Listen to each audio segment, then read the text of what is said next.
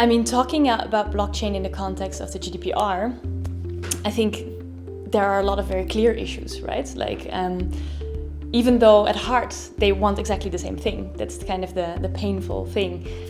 Both the GDPR and blockchain want data security, data privacy, transparency. They want the same things, but they are fundamentally conflicting in like basically the way they were conceived. So I think that is definitely standing in the way of blockchain companies because they have this insecurity about whether blockchain in itself is completely against the GDPR. Welcome to another episode of Information and Value. My name is Julian Leitloff and I'm your host. Today we're talking to Dr. Else van den Berg, who is the head of policy and product strategy at Datawallet, which is a company dedicated to keeping your data private online. I have been talking to her about the laws that have had an influence on startups worldwide, like GDPR, and how different the communities and the startups still are. We have been touching base on recent events like the deplatforming of a sitting president to restricting trades with different apps, and talked about how the ecosystem is kind of like feudalism in Else's view and what we can do about it. Let's take a look what she has to say.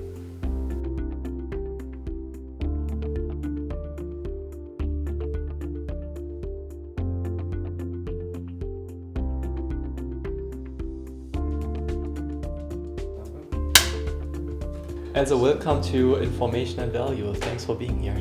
Thank you for having me. Before we start the interview, let's start off with a simple question. What's your favorite digital tool or gadget that you use? Well, sadly, my iPhone, I think, as most people will answer, and all of the apps on my iPhone. So the addictive process has really worked. Yes, sadly. I'm really trying not to, and I've, for instance, deinstalled Facebook, and I'm trying to install slightly more intellectual apps or apps that are slightly less driven on getting notifications and getting likes, right? But it's really hard. You can like know all about it, but still it kind of affects you as an individual just the same, right? And I think that is so important to realize that, right? Like we actually spend a lot of time thinking about these problems. Nonetheless, we are trapped as well. Let's talk a little bit. Let's start off with your main focus area. So data privacy law.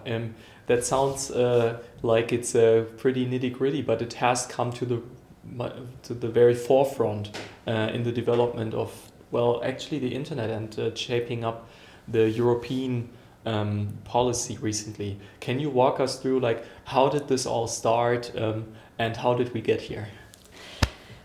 Sure, I think that's a pretty big question, so I could talk about that for hours, but I'll try to keep it a bit short. So you already said it, let's focus on the EU first, right?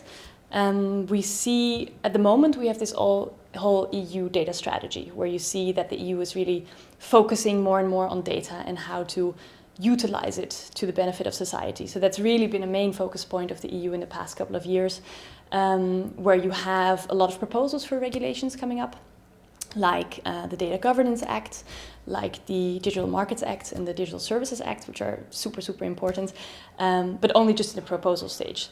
So I think what we can focus on for your question is maybe the GDPR, which everybody is pretty much familiar with, and then where we came from before, right?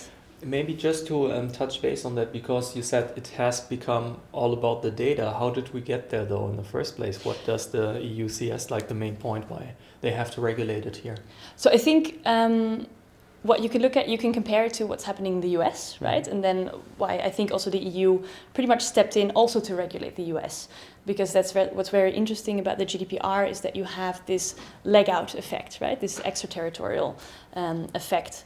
So I think what we saw in the US is companies getting bigger and bigger and bigger and getting insane market shares and huge user bases and accumulating vast amounts of data. And not only accumulating that, but also holding on to it, so not sharing it at all. So that's what we've seen in the US, which was an easy thing to happen because antitrust regulation is not very powerful there. It's very much about free markets and letting the businesses do their thing. And then you see, on the other hand, the EU, which takes a very different approach. So what the EU wants to do is have strong formal institutions and strong regulations to kind of regulate that kind of stuff, so that instead of having data that is collected, that is also scraped off the web, and that is leaked, and that is collected without consent, to have that same amount of data or even more data, but built on a safe infrastructure where the consumer rights are being respected, where the data is consent-based, and therefore also in higher quality. Because that's something you really see in the US, that the quality of the data is relatively low because it is being scraped. And the EU wants a very different infrastructure where people have trusted intermediaries, which are being brought forth by the Data Governance Act, where people have trusted institutions and powerful regulations where they can enforce their own data rights.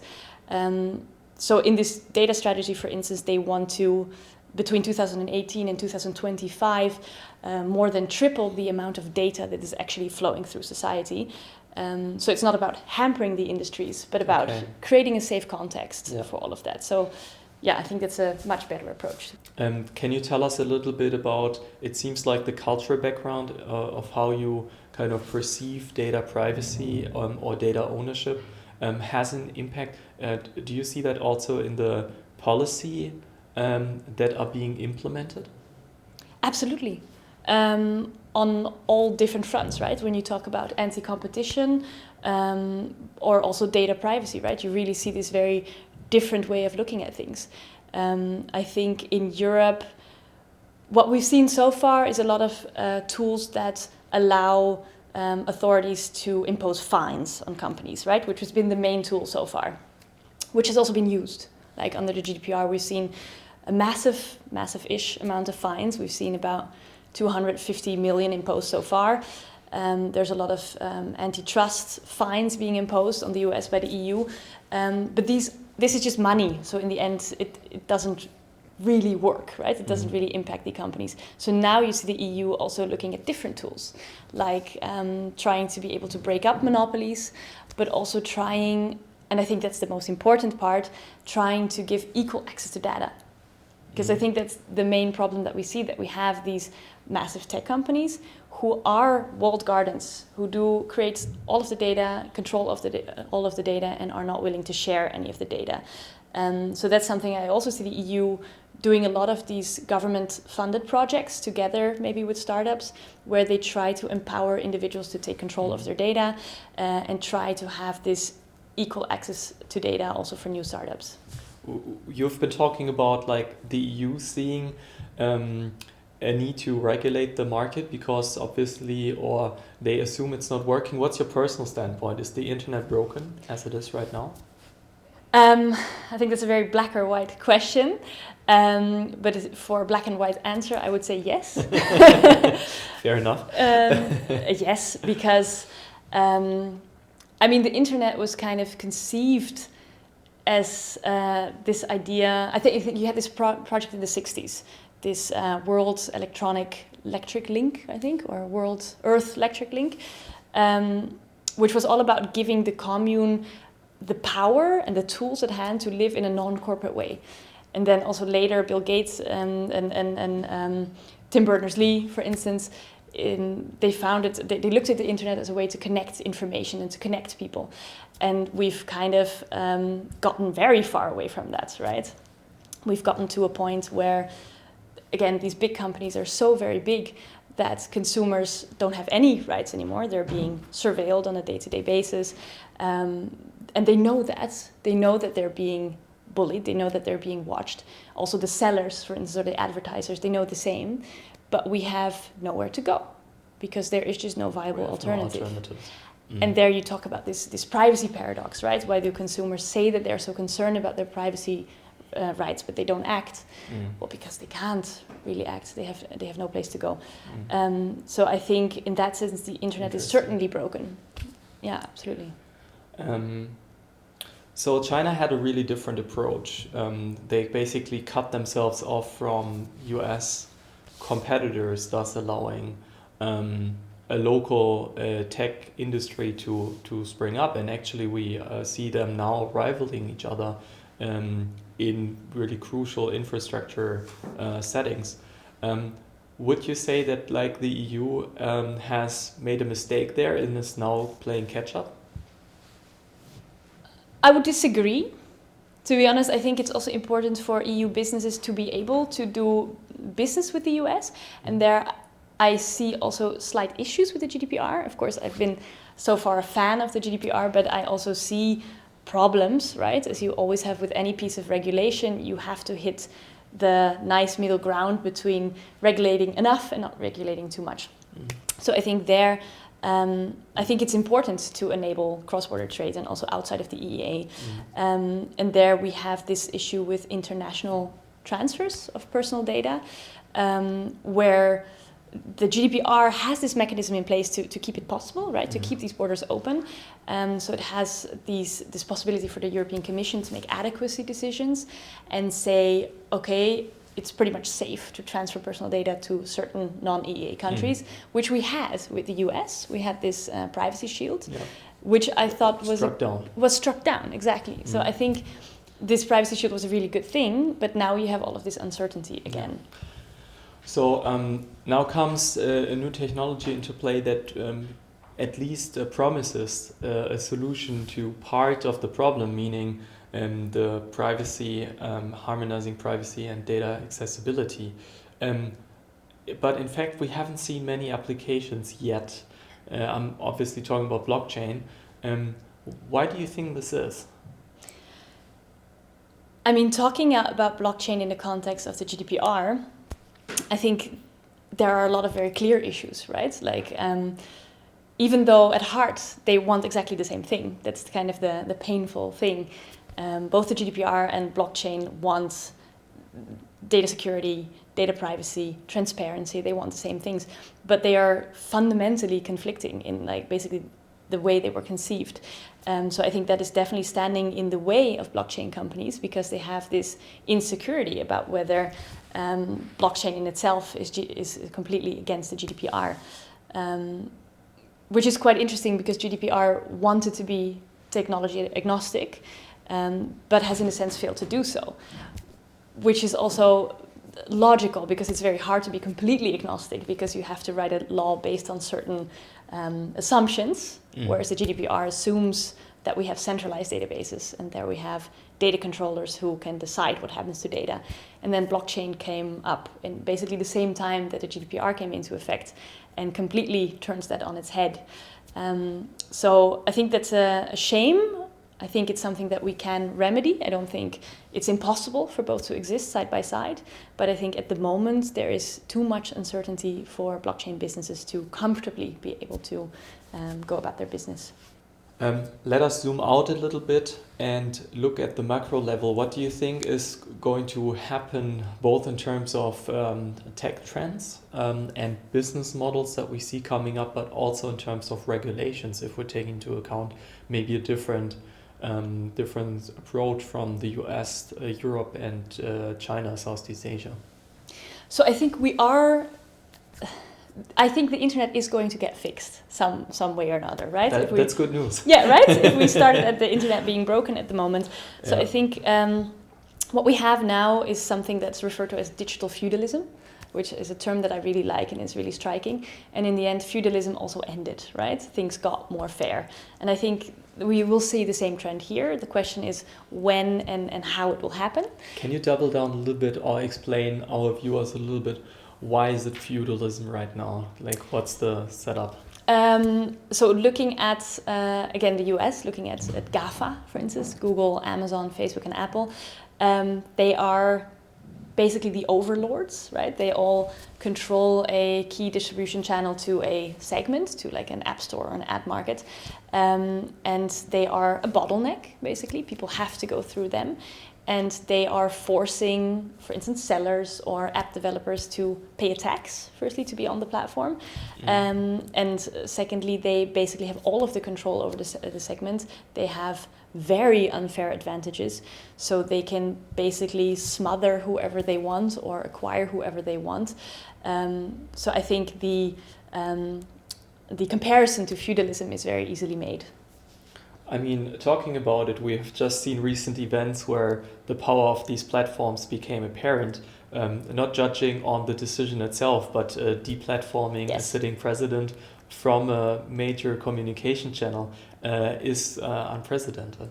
Yeah, I think that is huge, right? That is, and that basically demonstrates quite clearly where we are at, where we already were, right? We have a private government, in a sense, right, that sits next to or even on top of the public government, and that basically decides what is free speech and decides what is truth and what is not truth, and basically, well, rules the world, in a sense.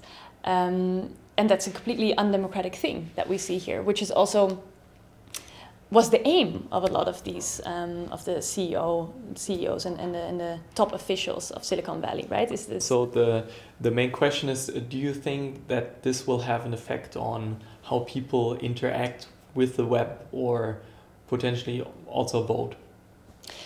Absolutely, and I think we do have tech that moves so quickly that there is no regulation yet, right? It is still a wild, wild west, so tech does have to make decisions in a sense, and also, as you said, is forced to do that, is forced to check their content, right, to make sure that it isn't completely false all of the time. But you do see that regulation is trying to catch up. Again, you have this very interesting proposal for a Digital Markets Act, which forces platforms to do these kind of checks. So that kind of tries to regulate this, unfortunately, after the fact, as it always will. So I think there it comes back down. We only have these problems because we have these massively powerful companies. If we didn't have these monopolies, we wouldn't be facing these problems to such an extent, right? Because you wouldn't have these, again, tech overlords or tech superiors who would be acting like a private government and who have to sort of act like a private government, because there simply wouldn't be such massively powerful corporations, which I think is what we should strive for. So it's basically democratizing not only access to a free internet, but also the governance of such. Absolutely. Yeah. I got a little bit sidetracked by those quite important and interesting topics, but coming back to my original question, like if you have you could inform our viewers on what's going to happen or what you think is going to be most likely to happen. We have GDPR really informing the way that some businesses are run, or informing the strategy at least. You might even say that the California data law kind of followed the lead here. How do you see, also from a technology perspective, things shaping up if you see kind of like the development from a Web 2.0 to a Web 3.0? So I think there's a lot of things to unpack there, right?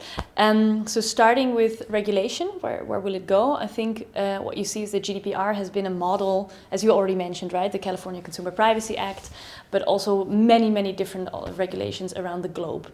We have like, I think 22 countries in Africa that have a privacy law that all of them are basically modeled after the GDPR. We see the same trend in the Middle East. We see also the US trying to have a federal privacy law, but having gotten stuck between Democrats and Republicans so far. But all around the globe, you see privacy laws popping up, all of them basically modeled after the GDPR. So that's step one.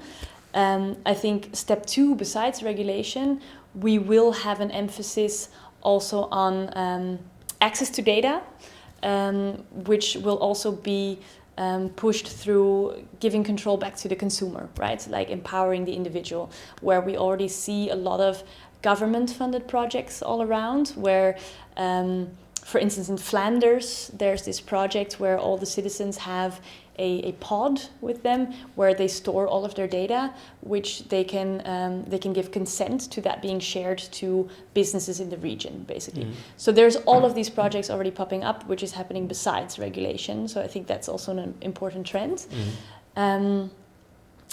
So I think we are going to get to Web 3.0, where data access is more evenly distributed through multiple different angles.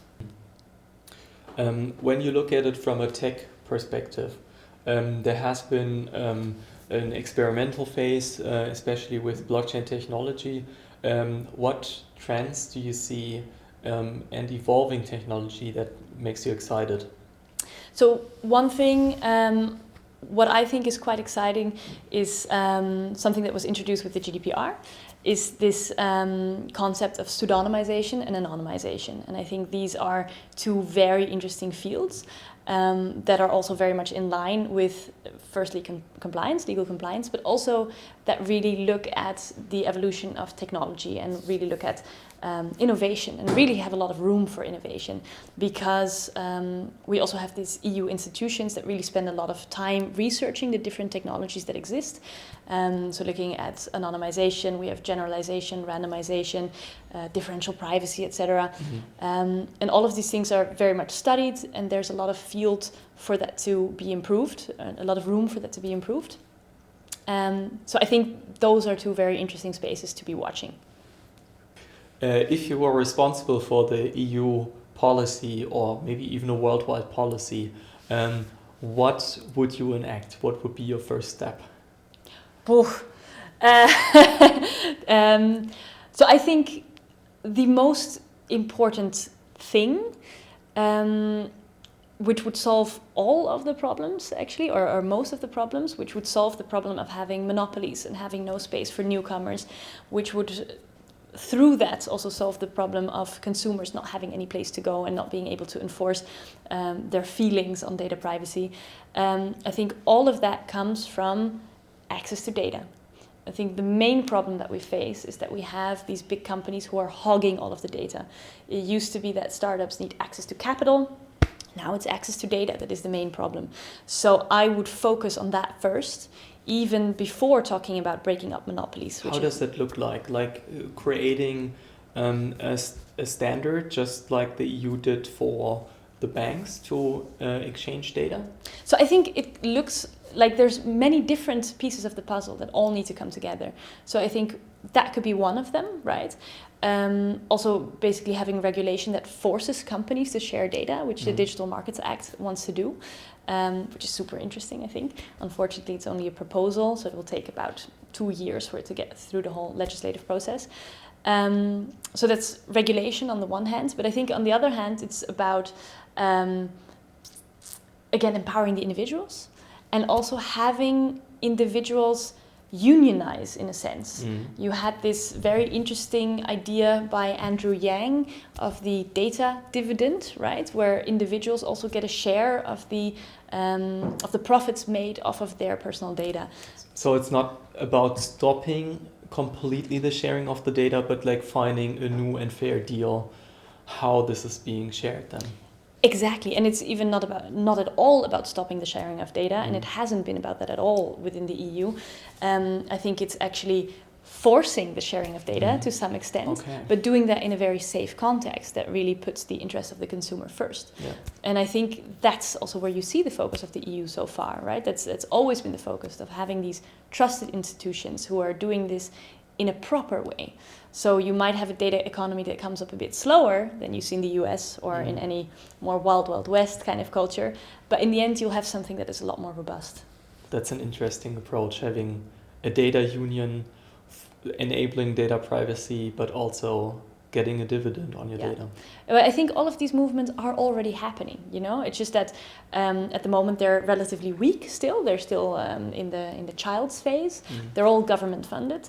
But I have faith that they will take off and that we need all of these components to really get to the Web 3.0. And so something that I'm asking every guest is, who is your role model? Who should I have here as a next guest?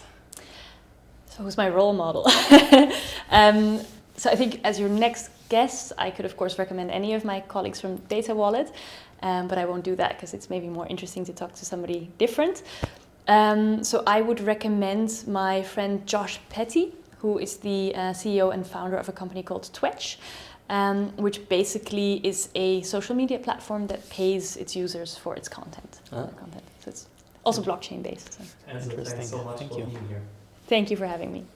Thanks for watching another episode of Information and Value. My name is Julian Leitloff and I'm your host. So today's episode, we really touched on the data privacy and data ownership layer and saw how we could get from what Elsa calls a feudal situation to a more democratic version of the web. I want to also get your voice in. I want to make this show a little bit more democratic by also incorporating your feedback. And I would like to know, who would you like to see here next? You can just email me or message me and you will see where in the show notes. I'm excited to having you here next time again. We have great guests coming up. You can, if you have just been listening to us, you can also see us on YouTube as a video podcast or listen to us as a podcast on Spotify and Apple. Thanks for tuning in and hope to see you next time.